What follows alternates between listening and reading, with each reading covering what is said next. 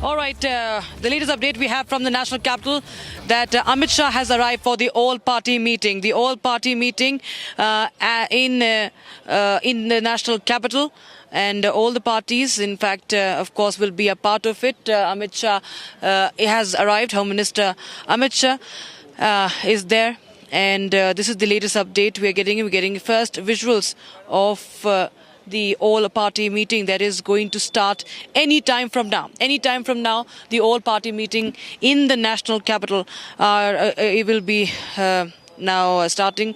In fact, all the parties have been, of course, invited, and the BJP leaders are arriving. Centre will be briefing the leaders at all-party meeting.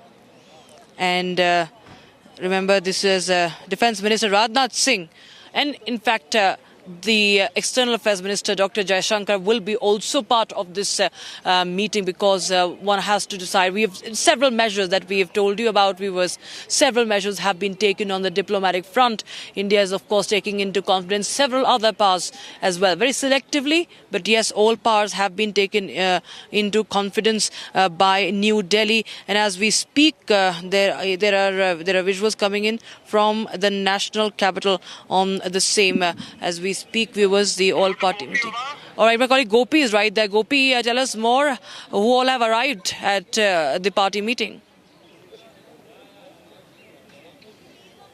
Well, in fact, Rakshita, marathon of meetings are happening since afternoon today, and it is at 6 that all-party meeting is slated to begin under the chairmanship of Defence Minister Rajnath Singh, as well as Amit Shah would also be attending it.